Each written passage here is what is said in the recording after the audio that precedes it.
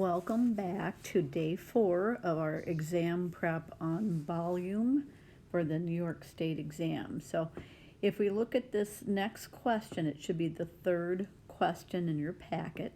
So go ahead and turn to that page. The question reads, the object below is made out of solid plastic, so solid plastic. It is a cylinder with an indentation at the top in the shape of a cone. So if I look at this and I'm trying to find the volume again is how many cubic units can fit inside this, cubic inches in this case. They wouldn't be able to go past this point, this line for this cube. They could fill up all the way through the inside, but there's this indentation. So this is kind of opposite of what we did on the last problem where we added the cone and the cylinder together. In this case, we're going to try to subtract the total volume of the cylinder minus the shape of the cone. So let's investigate what they've given us. And by the way, this time let's read what the question says. It says, what is the volume to the nearest tenth of a cubic inch of the plastic object? And you're going to notice this time we don't have any, there's exact answers. There's no pi symbol left in the math. So this is a good indication we're going to have to use the pi key, particularly when they tell us to round. So as I look at this, it looks like we have the height of the entire cylinder. However, the cone is a piece that's been carved out, and they did tell us the height of this cone from the top down through the middle. So the height is 0.7 inches or 7/10 inches tall. And so we're going to be taking whatever this cone, the volume of it, away from the whole cylinder. We also look down, and I'm noticing once again they're giving us a diameter, but we don't have a diameter in our formula. We have a radius. So half of 4 would be 2. So the radius for this problem is 2 inches. I'm going to start this time with the cylinder again, and the formula is volume equals pi r squared h. So I'm going to leave pi symbol in the math until the very end. The radius we're going to substitute with 2 inches, and we have to square it, and the height of the whole cylinder is 8. Working with order of operations, 4 times 2 would be, 2 times 2 would be 4, times the other rational number, the height, which is 8, and then pi, and so 4 times 8 would be 32 times pi. So stop right now and use your calculator, and let's see what 32 times pi is on the calculator. So 32 times pi equals 100.5309649, and I shouldn't put equals, I should put is approximately. And you're going to notice I'm not going to round right now because we want to wait until after we performed all the operations, including taking out the cone, and then we round. When they ask you to round, you do that at the end. So next, we now want to find the volume of the cone. And by the way, as I look at this, I can already eliminate one of the answers down at the bottom based on what we have here. This is the entire volume of the cone. Do you think you know which one we can eliminate? Well, let's move on to the volume of the cone. And the cone is upside down, but it still doesn't matter. We're still going to use the same formula for all cones. Pi r squared 1/3 times pi times r squared times h. So 1/3 times pi, and the radius of this is the same as the radius of this, because the cylinder has two congruent circles, meaning our faces. That means exactly, congruent means exactly the same size and same shape, same measurement. So we're going to use 2 squared again, and the height this time is 0 7/10. So we're going to start with volume equals 1/3 times 4 times 0 7/10 times pi. So let's stop and take 1/3 times 4 times 0 7/10. If you haven't done so already, please take 1/3 times 4 times 0 7/10 and then stop. Don't erase anything in your calculator. So this is what we have when we take this, and this is repeating decimal. Then we have to multiply that times pi. So if you leave this in your calculator, then all you have to do is take times pi. And you're going to notice your calculator will say answer times pi. Since this was a repeating decimal and pi also does not end, it's non-terminating, we want to go ahead and then use both of them. Again, this is approximate now that we've used the pi symbol. And we have 2.93153143. And we don't want to round until the very end. So we're going to take our 100.5309649 and we're going to subtract 2.9321533143. So if you want to pause again and see what this answer is. So when we took the cylinder, volume of the cylinder minus the volume of the cone, we get 97 and 0.59881176. So if I look over to the side, hopefully you're able to eliminate A based on the fact that the entire volume was 100.5 approximately, and this one was already over that. This is a good fooling you answer because they're giving you the an estimation of what we had up there. So it looks like now the best answer rounded to the nearest tenth, what, dot, the, and we're going to chop it off here. This 9 tells the 6 to raise the score, so the best choice would be answer C. All right, please move on to the next page. All right, let's read through this next problem, and I will admit this one's a little bit tricky. So the circular base of the cone below has a center C. So look right there, there's the center. And another circle has a center B.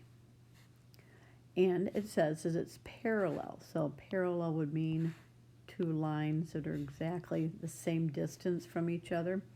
The circle of the base of the smaller cone has a height of AB. So there's the height of the smaller cone.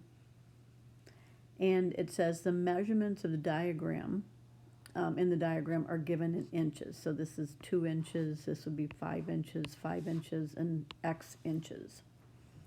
It goes on to tell us, and this is really important, we'll come back to this, the triangle ABD is similar to triangle ACE, and that's going to give us one of the measurements we need in just a few minutes. It goes on to say that the smaller cone is removed to create a new object that's shown below. So here's our new shape.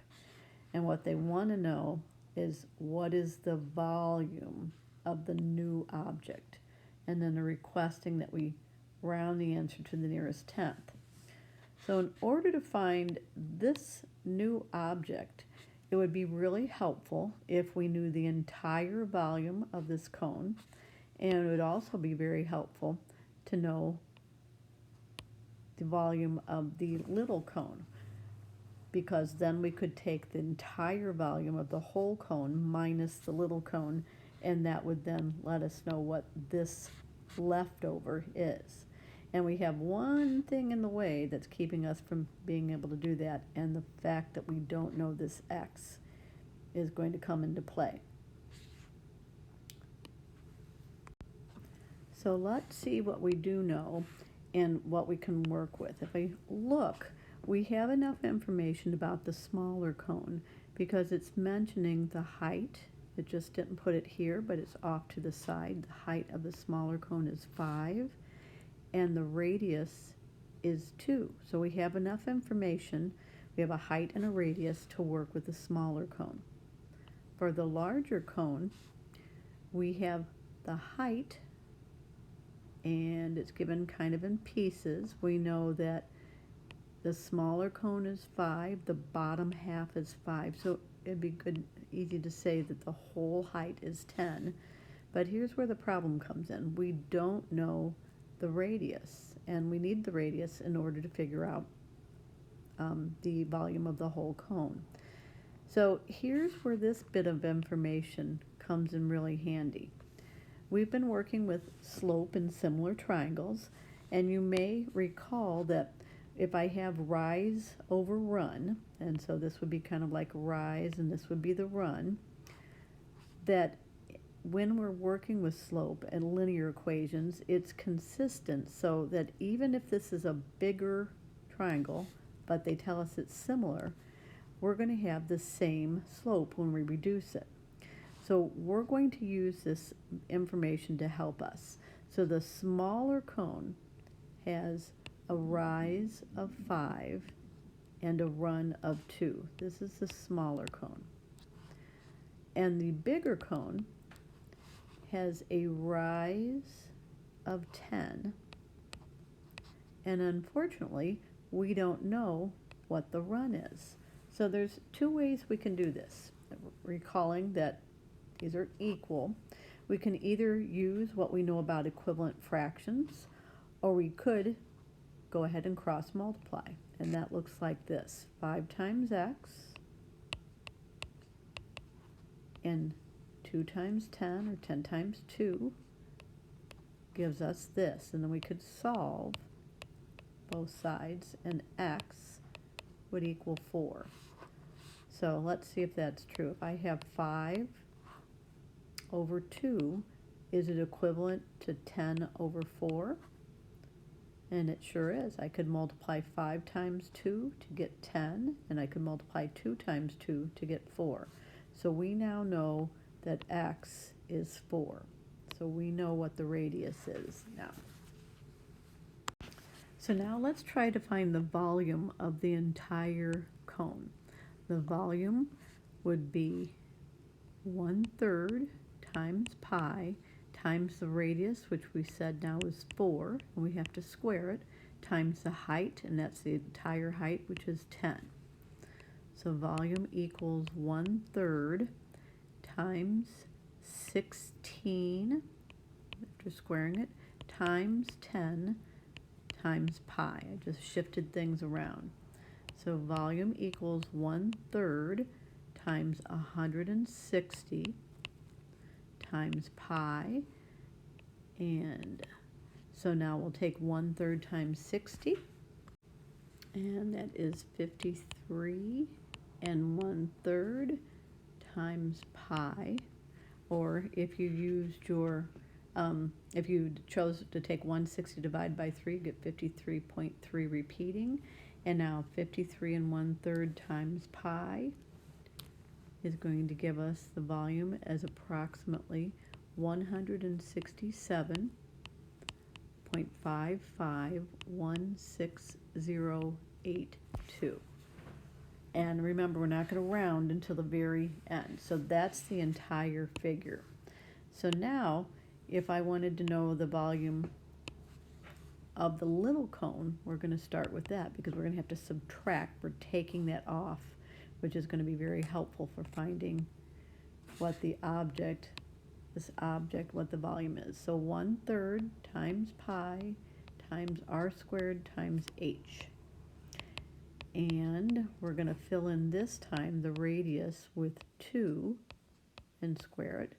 And the height of the small cone is 5. So we have 1/3 times 4 times 5 times pi, and 1/3 times 20. We'll pause and do that on the calculator. Okay, that turns out to be 6 2/3. Sometimes it's easier to work with fractions as opposed to repeating decimal. If you decide to take 20 divided by 3, you would have gotten 6.6 repeating. So now we're going to take 6 2/3 times pi, and that answer, the volume, is approximately, and I'm going to write it down here, 20.94395,102. So finally, now we have enough information to figure out what the volume of the new object is, rounded to the nearest tenth.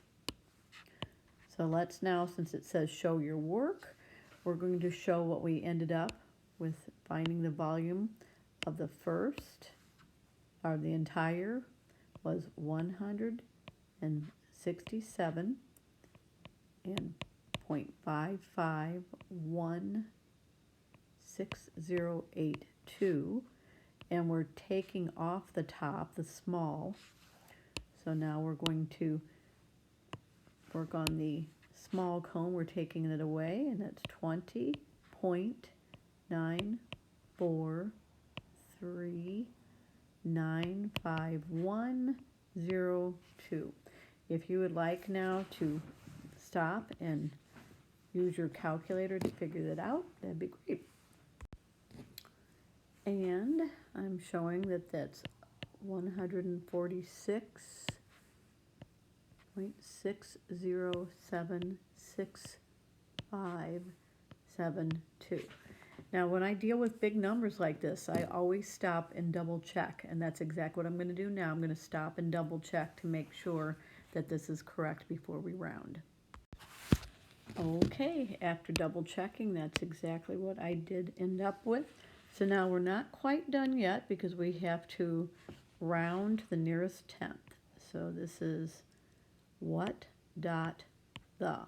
So we chop it off after the 6, and the 0 tells the 6 to give it a rest. So we should have 146 6/10 cubic inches, which they wrote for us. Okay, you've come to the end right now of what we're going to do together. I will go ahead and complete the answers for the back page, but I'd like you to go ahead and take your time to work on it yourself and then look and see if you agree with the answers. All right, if you've chosen to do the last problem, and hopefully you did, we had to use the cone formula 3 times. They were kind enough to give us the radius on all 3. So I showed my work for all 3, and it turned out that Isabella should choose cone C. I chose to leave the answer in pi form because it was easier just to do so. As long as I'm comparing the rational numbers, that's all we need, because pi, if we've multiplied all these by pi, we'd be doing the same thing for all 3, and so it increase it by pi, and so the rational numbers help us out quite a bit. We don't have to go any further. So Isabella should choose cone C if she's looking for the greatest amount of ice cream. Hope this review was helpful, and good luck on the exam.